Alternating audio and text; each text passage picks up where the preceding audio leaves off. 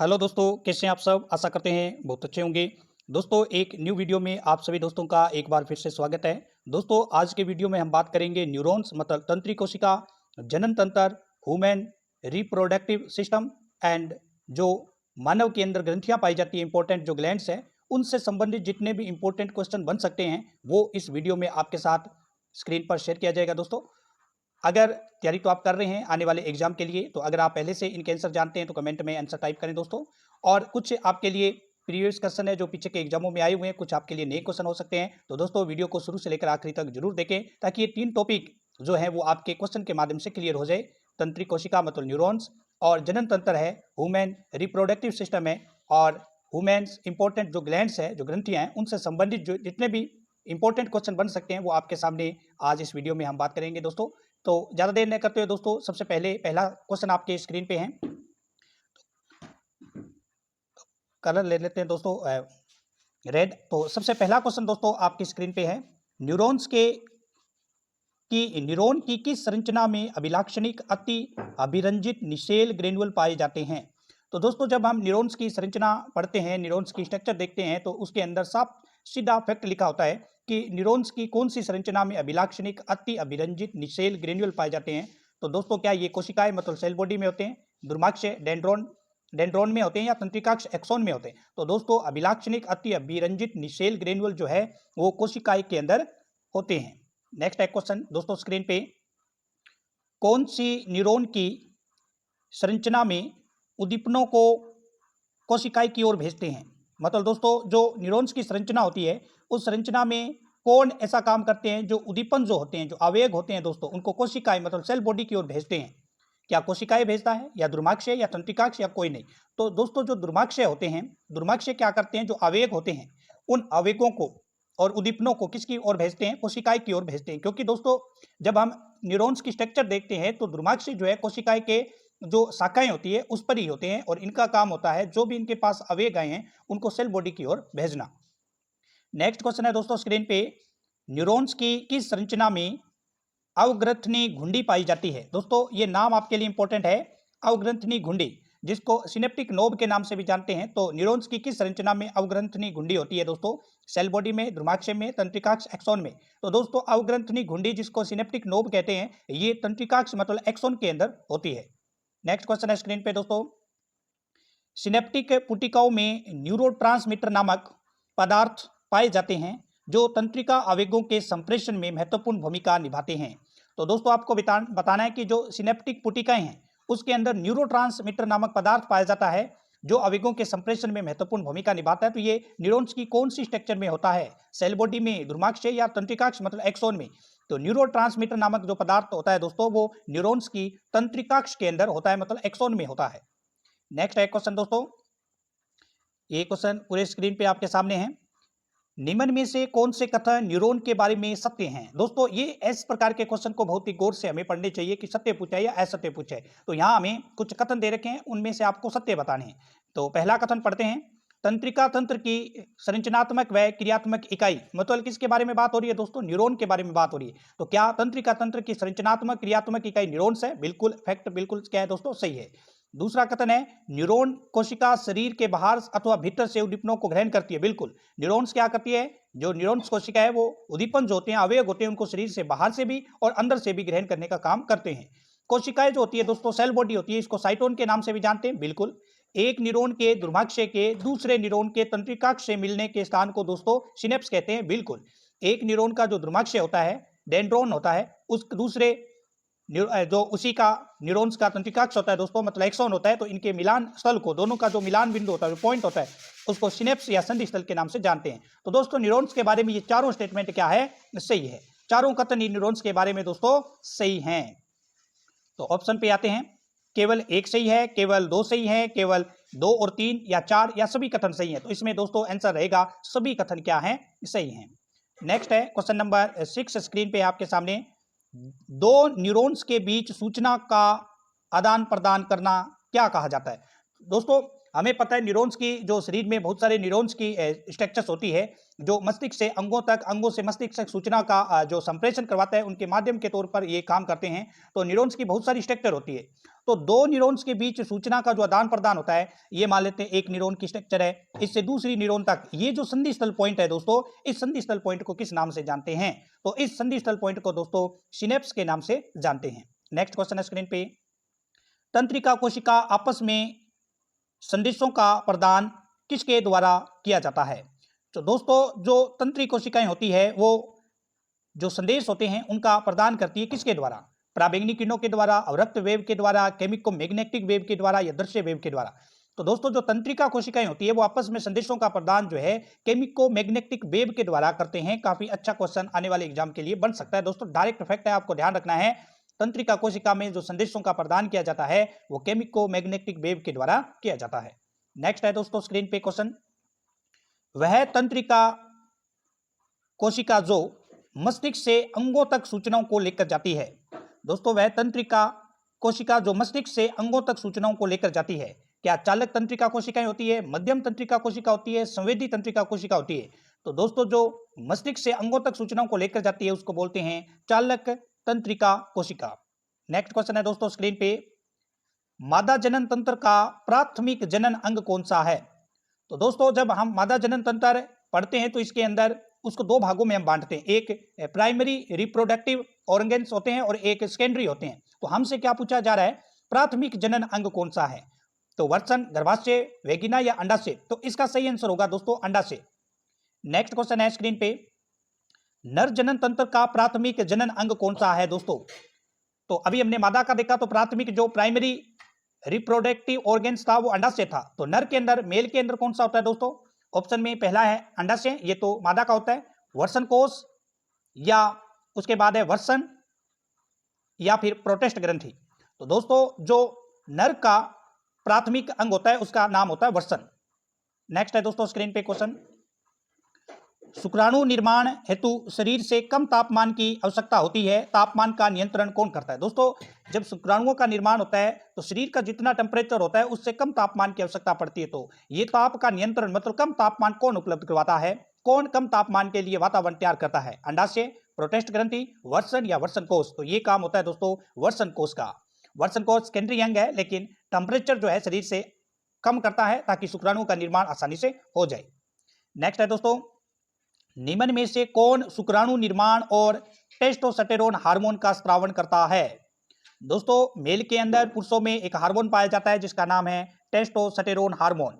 और शुक्राणु निर्माण का स्राव कौन करता है? वर्सन कोष, शुक्राशय या वर्सन कोष या वर्सन? तो दोस्तों ये जो शुक्राणु निर्माण है, टेस्टोस्टेरोन है, ये मेल के अंदर मतलब पुरुष जनन तंत्र के अंदर प्राइमरी जो अंग होते हैं, प्राथमिक जो अंग होते हैं वो काम करते हैं। और प्राथमिक अंग इन चारों में कौन सा है? वर्सन है। तो ये आपको ध्यान रखना है, टेस्टोस्टेरोन जो हार्मोन पुरुषों के लिए, लैंगिक अंगों के लिए उत्तरदायी होता है, और शुक्राणु निर्माण ये किसमें? प्राथमिक अंग वर्सन के अंदर होता है। दोस्तों शुक्राणु शुक्राशय तक पहुंचने के लिए किसकी सहायता लेते हैं? तो दोस्तों जब शुक्राणु होते हैं वो शुक्राशय तक पहुंचने के लिए किसकी सहायता लेते हैं?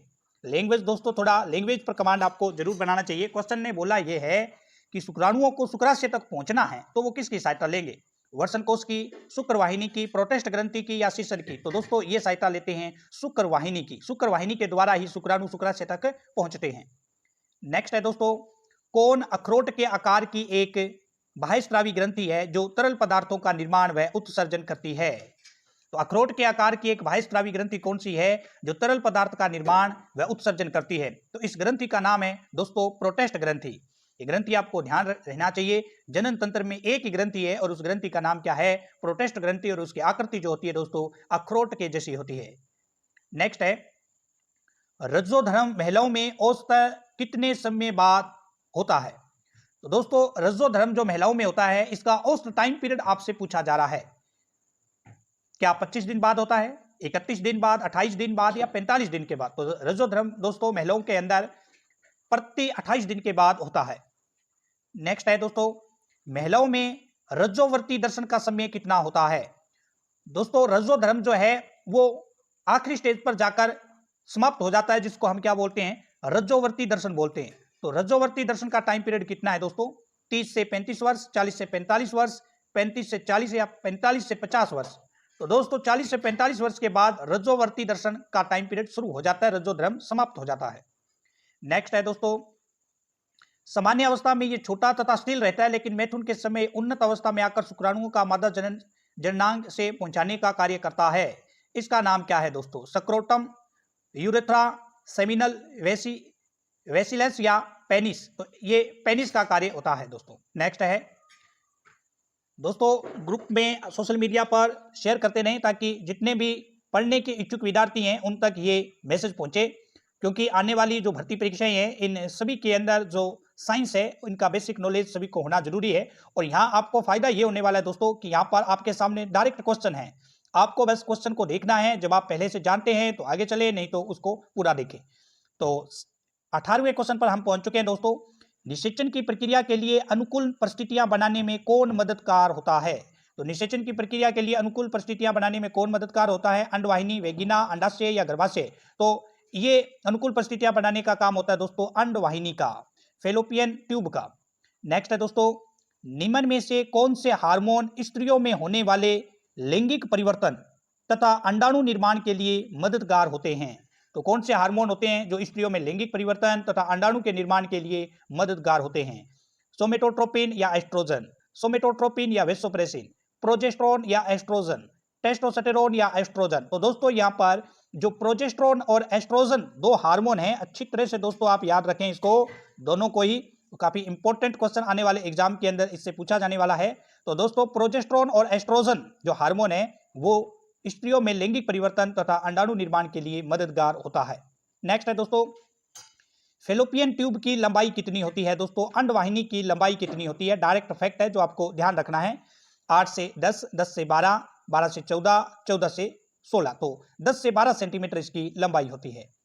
नेक्स्ट है दोस्तों, वेगिना में किस जीवाणु के कारण यहाँ का वातावरण अम्लीय होता है? तो चारों ऑप्शन है दोस्तों। हम नेक्स्ट स्लाइड पे आते हैं। तो ये दोस्तों आपके सामने नेक्स्ट स्लाइड पर पहुंच चुके हैं। जीवाणु का नाम आपको बताना था। वेगिना के अंदर जो अम्लीय प्रकृति होती है, अम्लीय वातावरण होता है, नीलहरित, लैक्टोबैसिलस जीवाणु, टाइफाइड जीवाणु या माइक्रोकुलोसिस जीवाणु? तो दोस्तों यहाँ वेगिना के अंदर लैक्टोबैसिलस जीवाणु होता है, जिसके कारण यहाँ का वातावरण अम्लीय होता है। नेक्स्ट है दोस्तों, मानव शरीर की दूसरी सबसे बड़ी ग्रंथि का नाम क्या है? दोस्तों मानव शरीर की दूसरी सबसे बड़ी ग्रंथि पूछी जा रही है यहाँ पे। क्या पीनियल ग्रंथि है, यकृत ग्रंथि है, अग्नाशय ग्रंथि है या पीयूष ग्रंथि है? तो दोस्तों इसका सही आंसर रहेगा अग्नाशय ग्रंथि। नेक्स्ट क्वेश्चन है दोस्तों, मानव शरीर की सबसे छोटी ग्रंथि का नाम क्या है? तो मानव शरीर की सबसे छोटी ग्रंथि का नाम है दोस्तों पीनियल ग्रंथि। पीनियल ग्रंथि जो शरीर के दैनिक लय के लिए उत्तरदायी होता है, मेलेटोनिन हार्मोन इससे निकलते हैं, और पीनियल ग्रंथि मानव शरीर की सबसे छोटी ग्रंथि है। नेक्स्ट है दोस्तों, मानव शरीर की सबसे बड़ी ग्रंथि का नाम क्या है दोस्तों? तो मानव शरीर की सबसे बड़ी ग्रंथि होती है दोस्तों यकृत ग्रंथि, लीवर। नेक्स्ट है दोस्तों, क्वेश्चन स्क्रीन पे काफी इंपॉर्टेंट क्वेश्चन आने वाले एग्जाम में आपको यहां से मिलने वाले हैं दोस्तों। तो वीडियो को शुरू से लेकर आखिरी तक पूरा देखें। एक बार समझ में नहीं आता तो 2 बार देखें, लेकिन दोस्तों क्वेश्चन एक बार आपने देख लिए तो एग्जाम में आपको छपे हुए क्वेश्चन डायरेक्ट मिलने वाले हैं। तो शुरू से लेकर आखिरी तक लगातार इस यूट्यूब चैनल पर हम इसी प्रकार की सीरीज जो है अपलोड कर रहे हैं। पहले वाले वीडियो भी नहीं देखे तो देख लें, और चैनल को सब्सक्राइब और बेल के प्रेस को नोट कर लें, ताकि जब भी यहाँ से वीडियो अपलोड हो तो सबसे पहले सूचना आप तक पहुंच जाए। दोस्तों अंतःस्रावी ग्रंथियां मानव शरीर की सबसे बड़ी ग्रंथि, दोस्तों लैंग्वेज पर थोड़ा पकड़ बनाएं। अंतःस्रावी ग्रंथियां मानव शरीर की सबसे बड़ी ग्रंथि का नाम क्या है? अब दोस्तों रटा रटाया होता है बच्चों का, मानव शरीर की सबसे बड़ी ग्रंथि का नाम आते यकृत पर टिक मार के सही आंसर, सही उत्तर अपने आप को मान लेते हैं। लेकिन क्वेश्चन ने बोला क्या यहाँ? अंतःस्रावी ग्रंथियों में सबसे बड़ी ग्रंथि बतानी आपको। जो अंतःस्रावी है, एंडोक्राइन ग्लैंड्स है, उनमें सबसे बड़ी ग्रंथि का नाम है दोस्तों थायराइड ग्रंथि। थायराइड ग्रंथि अंतःस्रावी ग्रंथियों में सबसे बड़ी ग्रंथि है, जबकि मानव शरीर की सबसे बड़ी ग्रंथि लीवर है। नेक्स्ट है दोस्तों, निम्न में से कौन सी अंतःस्रावी ग्रंथियों में शामिल नहीं है? तो अंतःस्रावी ग्रंथियों में कौन शामिल नहीं है दोस्तों? स्तन ग्रंथि, पीयूष ग्रंथि, थायराइड ग्रंथि या थाइमस ग्रंथि? तो स्तन ग्रंथि जो है वो दोस्तों अंतःस्रावी ग्रंथि नहीं है, बाह्यस्रावी ग्रंथि में ये शामिल है, बाकी सभी अंतःस्रावी ग्रंथियां हैं। नेक्स्ट है दोस्तों, निम्न में से कौन सी बाह्यस्रावी ग्रंथि नहीं है? अभी पीछे अंतःस्रावी का था, अब क्वेश्चन दोस्तों बाह्यस्रावी ग्रंथि का है। यकृत, थाइमस, लार ग्रंथि, स्वेद ग्रंथि। तो दोस्तों लीवर जो होती है वो भी बाह्यस्रावी होती है, लार जो होती है, सेलिवरी ग्लैंड जो होती है वो भी बाह्यस्रावी होती है, स्वेद भी बाह्यस्रावी होती है, स्तन भी बाह्यस्रावी होती है, जबकि थाइमस जो है दोस्तों ये अंतःस्रावी ग्रंथि होती है। नेक्स्ट है दोस्तों स्क्रीन पे क्वेश्चन, मानव शरीर की वह ग्रंथि जो हार्मोन तथा एंजाइम दोनों को स्रावित करती है। तो दोस्तों मानव शरीर की ऐसी कौन सी ग्रंथि है जो हार्मोन और एंजाइम दोनों को स्रावित करती है? तो वो है दोस्तों पैनक्रीज, अग्नाशय ग्रंथि, जिसको मिश्रित ग्रंथि के नाम से भी दोस्तों जानते हैं। नेक्स्ट है दोस्तों, निम्न में से कौन सी ग्रंथि एंजाइम का स्रावन करती है? तो दोस्तों अब यहां क्वेश्चन का लेवल आप देख सकते हैं, हम रटा रटाया अंतःस्रावी और बाह्यस्रावी ग्रंथियां रट के चले जाते हैं, लेकिन क्वेश्चन क्या बोला, एंजाइम वाला बताओ अब। तो दोस्तों एक बात अच्छी तरह से गांठ बांध लें आप, जो ग्रंथियां अंतःस्रावी है वो सभी के सभी हार्मोन स्रावित करेगी, और जो बाह्यस्रावी ग्रंथियां हैं वो एंजाइम को स्रावित करती है। तो अब आपका आंसर देने में बिल्कुल टाइम नहीं लगेगा, आपको यह बताना है कि कौन सी बाह्यस्रावी ग्रंथि है। लार ग्रंथि, पैराथायराइड, थाइमस, अधिवक। तो हम अभी पढ़ के आए लार ग्रंथि बाह्य ग्रंथि है। कितना आसान क्वेश्चन है दोस्तों, लेकिन लैंग्वेज अगर आपको पता है तो ही आपके लिए आसान क्वेश्चन है। नेक्स्ट है दोस्तों, निम्न में से कौन से कथन अंतःस्रावी तंत्र के बारे में सही नहीं है? तो दोस्तों आपके नीचे कुछ स्टेटमेंट लिखी है, आपको यह बताना है कि अंतःस्रावी तंत्र जो हम पढ़ते हैं, ह्यूमन एंडोक्राइन सिस्टम जो पढ़ते हैं, उसके बारे में कौन सी स्टेटमेंट सही नहीं है। पहली स्टेटमेंट है, अंतःस्रावी ग्रंथियां नलिका युक्त होती है तथा बाह्यस्रावी ग्रंथि नलिका विहीन होती है। दूसरी स्टेटमेंट है, अंतःस्रावी ग्रंथियां हार्मोन स्रावित करती है, जबकि बाह्यस्रावी ग्रंथियां एंजाइम स्रावित करती है। तो दूसरे में तो कोई डाउट नहीं है दोस्तों, अंतःस्रावी ग्रंथियां बिल्कुल हार्मोन स्रावित करती है और बाह्यस्रावी ग्रंथियां एंजाइम स्रावित करती है। लेकिन पहले को गौर से पढ़े, अंतःस्रावी ग्रंथियां नलिका युक्त नहीं होती दोस्तों, अंतःस्रावी ग्रंथियां जो होती है वो नलिका विहीन होती है, जबकि बाह्यस्रावी ग्रंथियां नलिका युक्त होता है। देखो बिल्कुल विपरीत लिखा हुआ है, पढ़ा हुआ हमारा होता है और हमें लगता है सही है, लेकिन नहीं। अंतःस्रावी ग्रंथि कैसी होती है? नलिका विहीन, और बाह्यस्रावी कैसी होती है? नलिका युक्त। और हमसे क्या पूछा था, कौन सा सत्य नहीं है? तो केवल एक सही नहीं है। तो इसका आंसर क्या होगा दोस्तों? केवल एक सही है। अब देखो ऑप्शन भी किस तरह से डाले हुए हैं, केवल एक सही है, दोनों सही हैं, केवल एक गलत है, केवल दोनों गलत है। अगर दोस्तों सही पूछता तो इसमें एक सही है, ठीक है ये बात, लेकिन इसमें पूछा है गलत तो केवल एक गलत है। 6 नंबर इसका सही आंसर होगा दोस्तों। आंसर वहां से पता करने के बाद भी ऑप्शन में बंदे क्या हो जाते हैं, व्यक्ति जो है ने जो स्टूडेंट तैयारी कर रहे हैं वो फंस जाते हैं यहाँ पे, क्योंकि इस प्रकार के एग्जाम में पैटर्न आज फॉलो होने लग गया है दोस्तों, तो हमें पहले से एक्टिव रहना पड़ेगा। नेक्स्ट है दोस्तों, मानव शरीर की कौन सी ग्रंथियां छोटे बच्चों में विकसित होती है परंतु यौना प्रारंभ के समय ये सिकुड़ जाती है? ऐसी कौन सी ग्रंथि है दोस्तों? तो इस ग्रंथि का नाम है थाइमस ग्रंथि। थाइमस ग्रंथि दोस्तों मानव शरीर की ग्रंथि जो छोटे बच्चों में तो विकसित होती है परंतु यौना प्रारंभ के समय ये सिकुड़ जाती है। नेक्स्ट है दोस्तों, नई स्लाइड पे चलते हैं। दोस्तों अच्छा लग रहा है वीडियो, क्वेश्चन अच्छे लेवल के आपके सामने आ रहे हैं, तो लाइक करें, दोस्तों को शेयर करना न भूलें। कौन सा हार्मोन शरीर को आपातकालीन स्थिति में सुरक्षित रखने का काम करता है? दोस्तों जब हमारा शरीर इमरजेंसी में होता है, आपातकाल स्थिति में होता है, तो शरीर को सुरक्षित रखने का काम कौन करता है? Somatotropin, gonadotropin, adrenaline, oxytocin. तो ये काम करता है दोस्तों एड्रेनलिन। नेक्स्ट है दोस्तों, निम्न में से कौन से हार्मोन पीयूष ग्रंथि के द्वारा स्रावित नहीं होते? दोस्तों पीयूष ग्रंथि शरीर की मास्टर ग्रंथि है, बहुत सारे हार्मोन्स पर उनका कंट्रोलिंग होता है और बहुत सारे हार्मोन पीयूष ग्रंथि के द्वारा स्रावित होते हैं। तो इसमें सोमेटोट्रोपिन पीयूष ग्रंथि का, गोनेडोट्रोपिन पीयूष ग्रंथि का, ऑक्सीटोसिन पीयूष ग्रंथि का। तो ये सब है। एक और होता है दोस्तों, उसका नाम भी आपको ध्यान रखना है, प्रोलेक्ट्रिन। प्रोलेक्ट्रिन ये भी पीयूष ग्रंथि का होता है, लेकिन दोस्तों यहाँ पे जो ऑप्शन है एड्रेनलिन वो पीयूष ग्रंथि के द्वारा स्रावित नहीं होता।